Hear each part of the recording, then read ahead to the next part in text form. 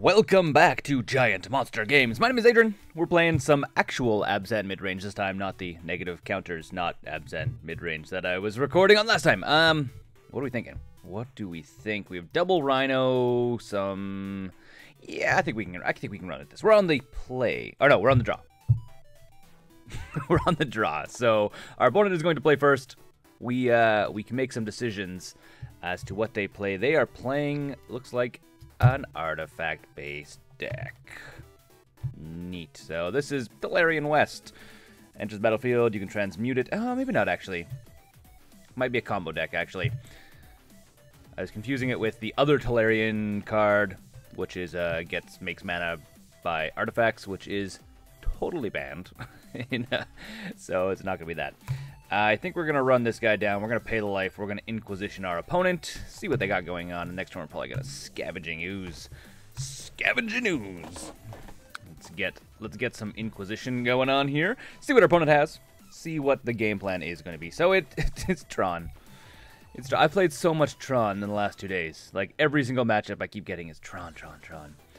But at least it's blue Tron. I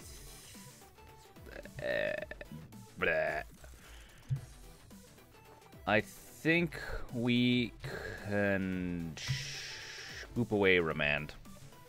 Thirst for Knowledge allows him to dig, but Remand actually makes us lose tempo, and we would like to keep the tempo on.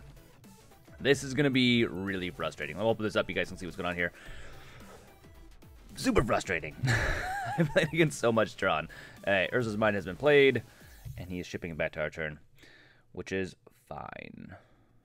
Tis but a scratch. Alright, well, let's run out the ooze that likes to scavenge and see if he doesn't have a counter for it. I don't think he does. Because the blue Tron deck doesn't run a ton of counters. Any counters they run are generally like allowing them to either scry or draw cards. So they're running Remands, they're running was it Desperation Stroke? No, that's totally another card entirely. It's the... you guys know it. It's like, it's counter target spell unless your opponent plays X Scry 2. I don't remember what it's called right now because I'm drawing a brain blank. And I guess we go for 2, play Pirate Bob? Pirate Bob. I like the fact that it's Pirate Bob. I also like the fact that he's an orc. I kind of want to make an orc deck, but I looked into it and it is definitely not a viable deck. I mean, you could play it as a casual deck if you really want, but definitely not an actual viable deck. Sadly. Because I would love to play an orc deck. Like, just full-on orc tribal deck would be rad. I mean, obviously you can run stuff like Metallic Mimic, and there's a couple other ones that are like Metallic Mimic that gives counters. Hey, Thirst for Knowledge. That give, counters or +1/+1 to selected creature types. So you can kind of play like just they get bigger... tribal deck, which technically works. Hey, it's a land. That's fun. So it technically works, but it's not efficient. So, hey, look at this. Solemn. When enters the battlefield, you may search your library for... oh, okay, this guy. Okay. So I search your library for a basic land, and then put it into the battlefield tapped, and then when he dies, you get a draw card, which is very cool. I've never seen, actually... I don't think I've ever seen, actually, the Masterpiece version of that card. Looks pretty cool. I like the original one better because I think it's... and this one's a little bit hard to read what's going on at a glance. The other one was like really clear. You're like, oh, I know exactly what's happening. So we don't have white yet, which is a problem. And opponent doesn't... there's no creatures in our graveyard. Also a problem. And I'm assuming if we swing in, he's probably going to just try and trade here. Maybe not the end of the world. I think because we're against the clock on this one, he needs one more piece to assemble Tron. He's also played this. And yeah, he needs one more piece to assemble Tron. He can play Karn next turn if he really wants. And this guy's a ways off. I think we're just going to sit, and I think we're going to play second Bob. Really hard. Let's run down. Slow down the Llanowar Wastes, I guess. And yeah, I guess it's gonna be go to combat. Gonna be combat. Attack with all creatures. Either he blocks the Bob or he blocks Scavenging Ooze. He'll likely block the Ooze because the Ooze can get bigger as creatures die. So like if he blocks the Bob, we make Ooze bigger. So yeah. Yes, indeed. And he theoretically doesn't have much in the way of return stuff from graveyard stuff. So yeah, and then we'll play another Bob. Going deep on this on this draw cards take damage plan here. So hopefully it doesn't kill us. Hopefully. Fingers crossed. We have double rhinos, assuming we draw into a white mana source. So first card drawn is 2 damage at Abrupt Decay. Second card drawn is 0 damage because it's Swamp. Okay, well, that's decent. Drawing 2 extra cards seems pretty fun. Pirate Bob for the win. I had someone mentioning that, like, oh, I think you should pull out the Pirate Bob in place of something else that doesn't give card draw. And you know what? It's not the most efficient card. I mean, Dark Confidant is clearly better, but Pirate Bob gets the job done sometimes. I mean, we're getting serious card advantage right now. We're also theoretically losing a bunch of life. Okay, so crack-a-lack-in this guy for a Plains because we don't need anything else. We don't need to take more damage from other stuff. I think we go to combat, swing for 6, play a Siege Rhino. I think that's the way it's going to be. Attack with all these guys, because we're going to draw a bunch of cards this turn. Yeah. So, block, damage, sieging Rhino. Playing all of these. There we go. Siege Rhino-tastic. And then we lose a bunch of life because we're about to draw a bunch of cards. So, first Pirate Bob comes from 1 damage for Inquisition.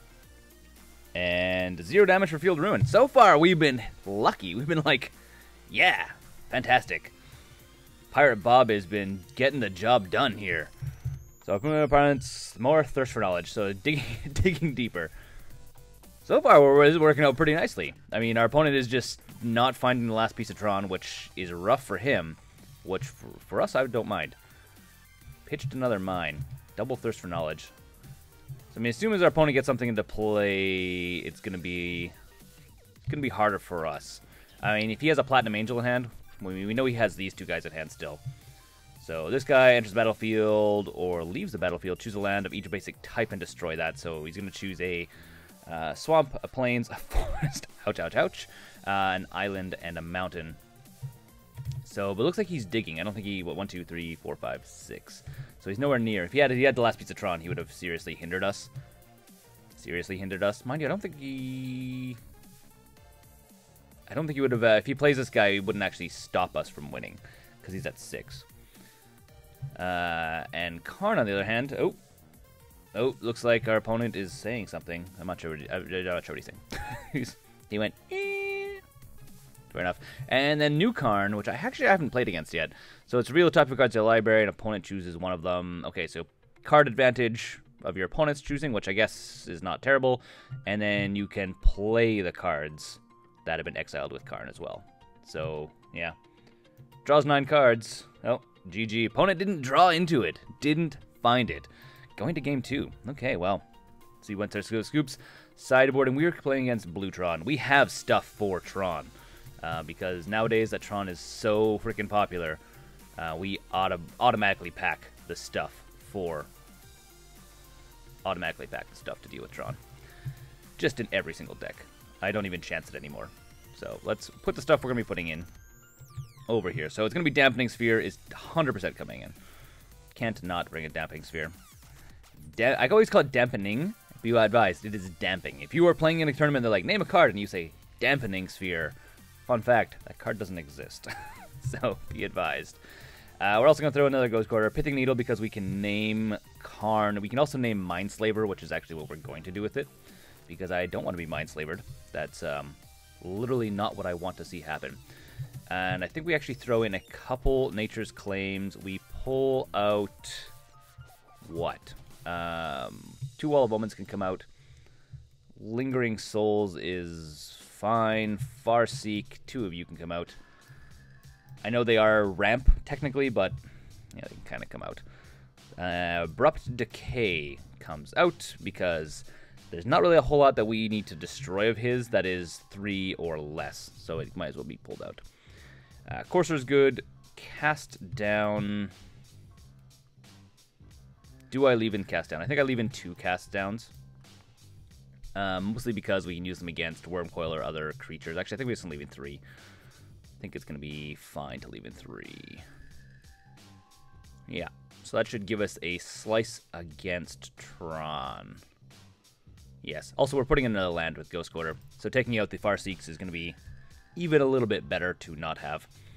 So I think that's going to be what it is. Let's run it back. See how things go. So see how things go. Opening hand, we are again on the draw. And I mean, this is like tons of damage, but I think it's worth keeping. I think we keep it. We have Pithing Needle, so I mean, first turn we can Inquisition, second turn we can technically Pithing Needle. Or play a 2-drop if we draw a 2-drop, which would be fun. So, our turn. We draw a Swamp. I don't think we need the Swamp. We will pay the life for this, and we're just going to Inquisition our opponent. Yes, please. Inquisition. So, he's got... Target creature gets +3, -3. Condescend, that's the one I'm thinking of. Condescend, not whatever I said before. So Condescend is good, because it's a counter. Also, Thirst for Knowledge allows our opponent, or slows our opponent down. And here's a Wormcoil Engine. Okay, I think we need... What do we need? I think Thirst for Knowledge needs to go away, even though Condescend is going to make our life not very fun. Thirst for Knowledge goes away because it's... So the way Blue Tron is trying to get Tron, other than Expedition Map, which it technically runs, or usually runs. I mean, some weird decks don't have it. But usually they're just trying to get into Tron by drawing a ton of cards. So they're using Thirst for Knowledge, and because there's a lot of artifacts in the deck, they're just pitching artifacts as they play Thirst for Knowledge. So they basically draw 3, discard 1, which is a very good thing. He doesn't have blue mana, by the way. That's something I should have pointed out. Which he doesn't have blue mana, so Condescend actually doesn't help him at all. And I guess it doesn't really help us to do... I mean, theoretically, we could name Tectonic Edge, but I think we should name Mindslaver. And I think we're going to go this way. I'm not going to pay the life for it, because we don't need to... Do I play Pithing Needle now? I think we just be efficient, which is what we're going to do here, and we're going to name Mindslaver. Because that is Blutron's like main objective, is to play Mindslaver. What is it? Mindslaver. Where are you? Mindclaw, Mindslaver. There we go. I should have just typed in Mindslaver. I'm not sure why I typed in Mind and then scrolled down. Probably because I'm not very confident in my abilities to spell. So that's the thing. So yeah. So Mindslaver, he can't... his primary win condition is now shut off until he destroys Pithing Needle, which is good for us. And we have all the mana. I think we're going to... There's the map. Double towers. No fun for our opponent. So on our turn, I think we're going to run down the Courser. So we'll play a land, play the Courser. Can also go for Dampening Sphere, but I think Courser's better because he's two drops away from playing any of this. So I think we go...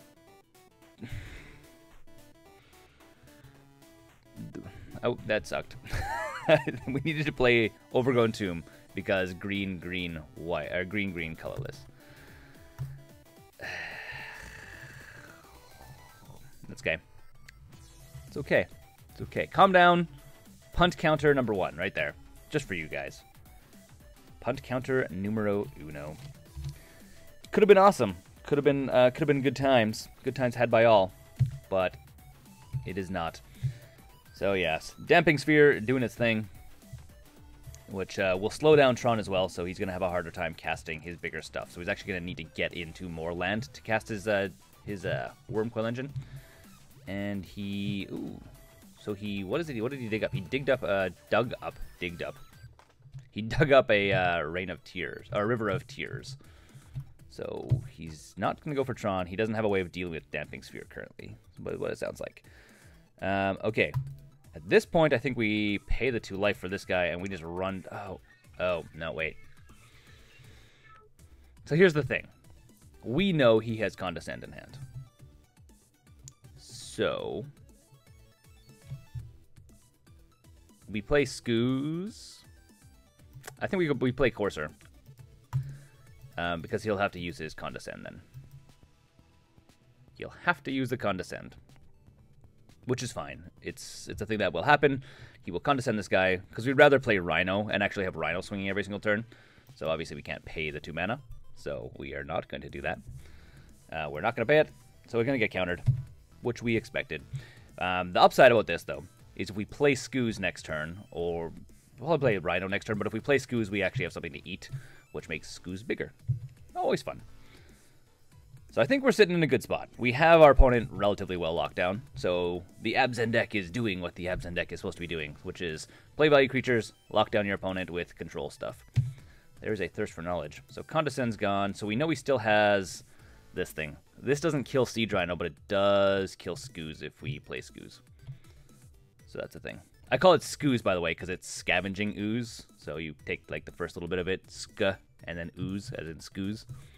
Yes, I know, it's incredibly geeky, but I like it. It makes me feel happy inside.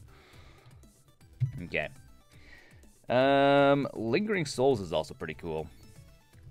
I think it's going to be Rhino, though. So, green, black, white, and more black. Because our soul needs to match the color of manas we tap. And Siege Rhino comes into play. Time for us to start swinging at faces for 4 each turn. This is a fast clock for our opponent. And unless they have a way out of it, which could be Wormcoil Engine. Wormcoil Engine is completely viable at this point for him. Because he has the hard mana to cast it. Or mana to hard cast, I should say. The thing is, we don't have a way of killing it right now, which is sort of a problem. Sort of a problem. We do have Lingering Souls, which we can play. So what, 3, 1, 2, 3, 1, 2. We don't have enough to play both. Yeah, I think we're going to go this way. So we're going to aim to play what I'm doing. We're going to play Lingering Souls because we can... And I've already played 1 spell, so it's cost 1 more. Because we can start getting in extra damage in the air. So we're going to do that. We can also technically chump the Wormcoil Engine. Because what's going to happen, he's going to be swinging for 6 each turn, gaining 6 life each turn, which is not really ideal for us. The Wormcoil Engine is a hard one. Is the hard one. Cast Down would be really good right now. Cast Down deals with the Wormcoil Engine. We have cards we can draw into. But Wormcoil Engine is going to be a little bit harder. He may... Does he swing in? Yeah, he does swing in. I will take the damage. I will take the clock. Mostly because we're going to play Lingering Souls next turn and get more. Get more. And I'd rather not lose my damage stuff. Oh, what is he playing now? What is he doing now? Is he playing... I mean, Spatial Contortion doesn't really make sense. He's played this, he's played this. We know he has a Spatial Contortion still in hand.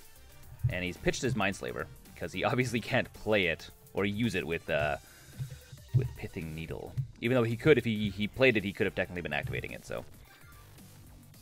Wormcoil Engine might just win our opponent in the game, though, here. So that is something for us to keep in mind. So, yes. It's going to be Walking Ballista. Oh, fun. Much fun, Walking Ballista. Much Walking Ballista fun. Godless Shrine, really not the card we needed. I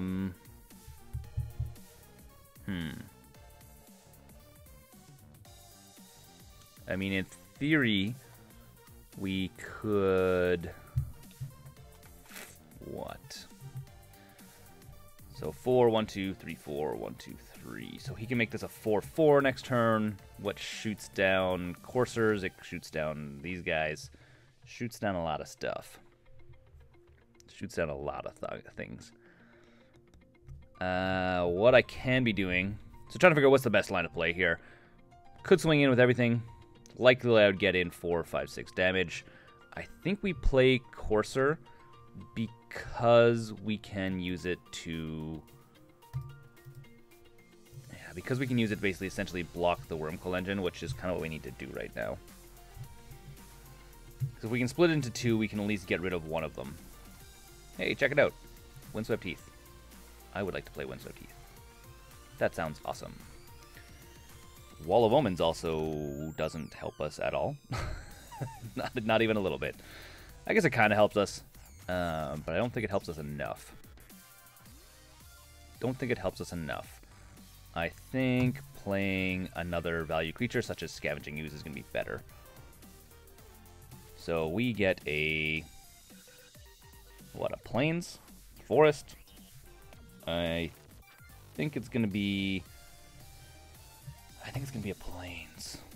Yeah, I think it's going to be a Plains. And then we have another Windswept Teeth on top of our deck, which is a thing that happens. And now I think we play... should always yield to that. I think we're going to play the Scavenging Ooze next. We could play more Lingering Souls. Actually, hold on, cancel this. Do I play more Lingering Souls?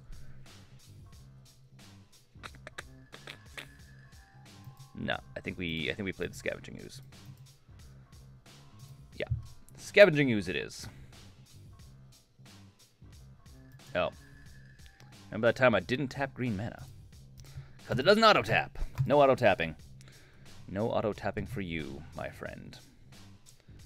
So, I mean, he could theoretically Spatial Contortion the Scavenging Ooze, which is an option. But yeah. Alright. Probably should have attacked. If I attacked in with the Siege Rhino, what we need to do is kill the Wormcoil Engine, which is really unfortunate.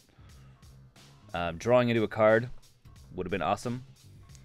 So our opponent is going to double ping the Scavenging Ooze, it looks like. Kills the Ooze, which is okay. Yeah, because he can throw another counter on here, just a single counter. So he theoretically could kill this guy as well. Without having to kill Walking Ballista. He could also just play Ugin. that kind of wins the games as well. So 2 to our face, plays Ugin. And I guess he goes -4, kills all my stuff. Swings for 6, makes our leash really short. Sounds like a plan. Dang, yo, dang. And here we had our opponent locked down. We just needed the removal. Again, the one thing to keep in mind, right? We took out the Abrupt Decays, because in this case they would not have helped us at all. And that is going to be GG. GG. Type into our opponent. GG. Concede. Go to game 3. Yeah, we have no way of coming back from that. Because next turn he literally has us dead next turn, and we have no real outs at this point. So, yes. I think leaving in the cast downs actually might have been a better bet. Oh, no. No. Why would I do that? We literally have Nature's Claims we threw in the deck as well to deal with stuff like Wormcoil Engine and other cards like Wormcoil Engine. Is there anything else that I should have thrown in? Wall of Omens, again, doesn't do enough because most of the stuff he has that he's going to play just walks right over top of it. That doesn't help us. I mean, theoretically, we have more Nature's Claims. Maybe we actually should be doing that, taking out a cast down. Inquisition's fine, Duress is fine. Take him off some of the stuff that he is doing. So, yes, I think... yeah, I think we can just run it back that way. Not a whole lot you would want to change. Again, putting in the other Nature's Claim because all of the creatures he's playing that are relevant are artifacts. Theoretically, we're going to play first as well. Theoretically, he should also have Snapcaster Mages in his deck, but that's not a guarantee necessarily. This is a very rough, extremely rough keep.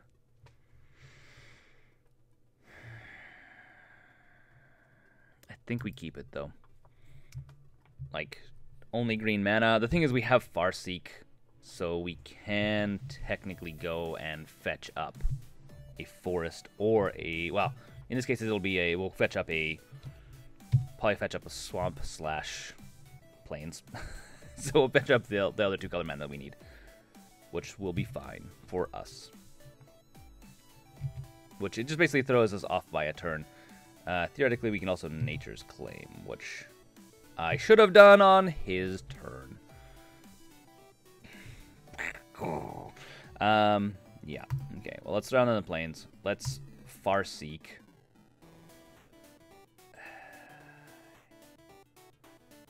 Do I have Farseek?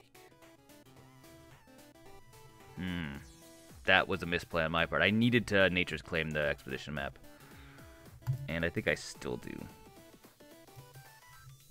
Yeah, I think I still do. Ugh. Super frustrating. That was a bad one. That was a bad one. That was a bad one. Should have been paying a little bit more attention, which I think is kind of how every game goes for me. Pay more attention, Adrian. But if I would have, I should have blown up the Expedition map on his turn, and then I would have been able to Farseek on our turn, have a little bit of ramp, get into stuff faster. Yeah. Too late now. Not the end of the world. Not the end of the world. You guys can see what I'm talking about now, right? Which I guess I mean, theoretically, my mistakes help you guys realize what you should not be doing. See? This is what teachers do. They teach stuff. Okay, now we're going to play Farseek. And we might as well go like this. So we're only going to pop Ghost Quarter when we actually need to pop Ghost Quarter. And because white is a splash color, having green is going to be more efficient. Mostly because we do have a couple green cards. Specifically, Courser of Krufix. Shift to our opponent's turn. And then we will see how things pan out. So we're probably going to start Inquisitioning our opponent a lot in the next couple turns. So there's mine. So opponent doesn't really do anything. He's probably holding up some counter magic. So let's see if he wants to play with an Inquisition of Kozilek. Should have Remand. Should have Condescend. One of the two. Probably would play... Condescend wouldn't make any sense for him to play right now, other than playing Condescend for 0. Oh, Supreme Will. Counter target spell unless his controller pays 3. I think the answer is... Okay. And I think we pay 3. We have 3 mana. I mean, the other option is to play Scavenging Ooze. So I think we'll pay... Well, I think we'll pay the 3. I think it's actually... Yeah, I think it's worth a while. I think it's worth our while. Well, good troll. Good troll. GG. Doesn't have the other land though, so that's a thing. Okay, going to our opponent's turn. He has Academy of Ruins, so put Dark Artifact on top of your library. So he could throw basically once he gets Academy of Ruins in play, he can actually what he just did. He can actually go grab his Expedition map back, or he can just play Karn instead, which is going to start giving him more card draw, which is also fantastic. Create a 0/0 artifact. This creature has +1/+1 for each artifact you control, which is also rad. It's actually really rad. The raddest thing I've ever seen in my entire life. Okay. Well, Windswept Heath is nice. Do we Inquisition our opponent again? I don't think so. I think he drew into... Oh, he played Karn. So we don't know what he drew into. He has 1 card left of some variety. I think what we do is we play the Ooze that happens to scavenge. And then I think we are probably going to... We could Inquisition our opponent again. Or we could eat something.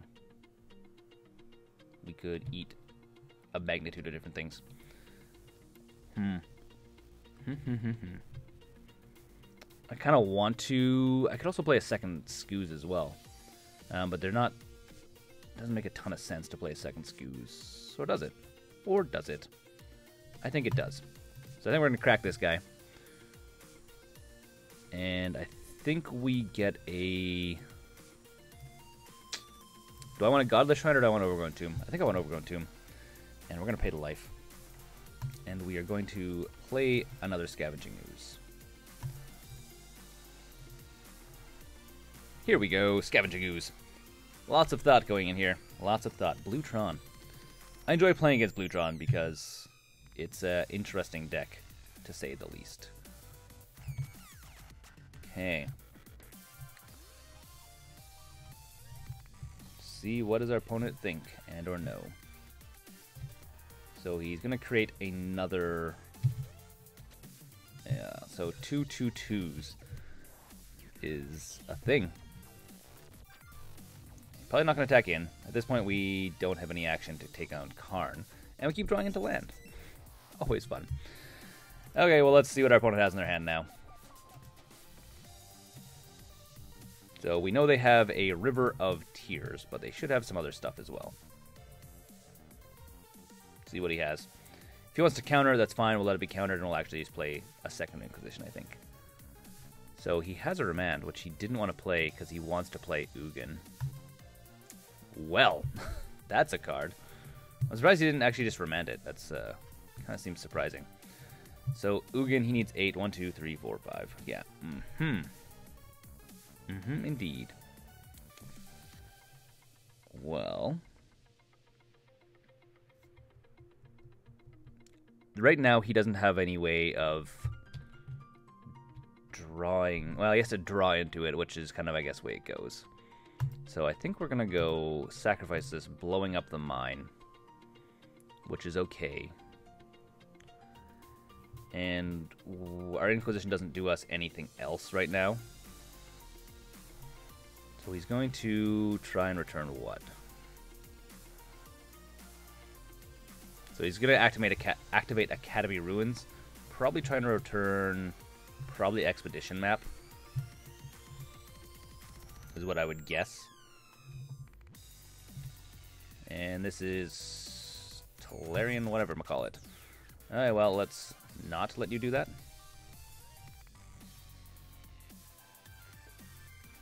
And okay. We could also eat the other one as well, but I'm not too concerned on it. Because we're going to have to get rid of Expedition Map as well. And that is us shipping it to our opponent's turn. Because we need creatures in the graveyard. Creatures! Where are our creatures? Theoretically, I could swing into one of these, trade, and then make the other scoos bigger. That is theoretically a plan. Because then you would, if I trade, maybe I should have done that. If I swing with one Scavenging Ooze into Karn, Karn has to take either he has to block or take the damage. Well, what do I want to choose? A card. The card we put into his hand. He can probably take Emrakul. Yeah. Let's do that. That's less likely for him to play Emrakul anytime soon. And this guy is theoretically in exile. Okay. Well, that's a thing. That's a thing that happens. Okay. Going to our turn. Damping Sphere. Damping Sphere seems pretty rad.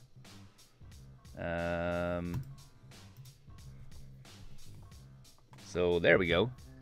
The sphere in which damping happens.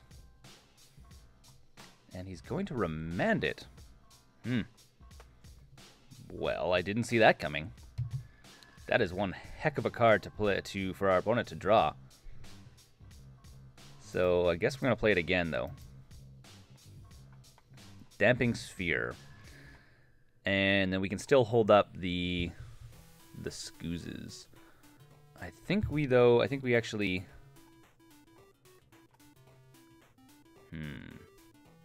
I kind of want to attack in to Karn and do what we were talking about last time.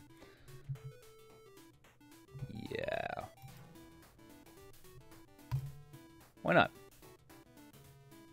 Let's go for it. Let's go for it. What do you have to lose, right? We can still hold up this guy so we can eat the Scavenging Ooze for next turn, make it bigger. He's either going to lose Karn or not. 1, 2, 3, 4, 5, 6. He also needs just one land to get the... Oh, no, wait, 2. Ugin's 8, not 7. Karn is 7. The other Karn, not this Karn. So he's going to block with one. Yep. Which... Oh, he's going to block with both of them. Okay.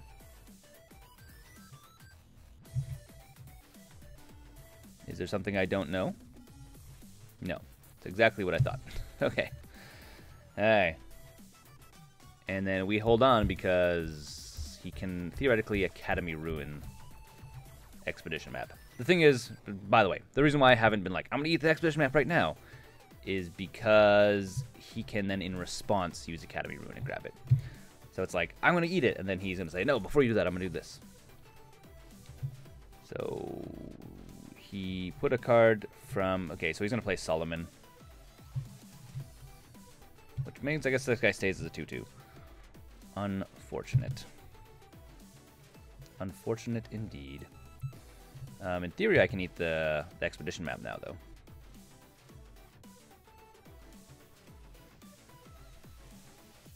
So on his end step, we're going to try and eat the Expedition map because he doesn't have the second blue mana for that.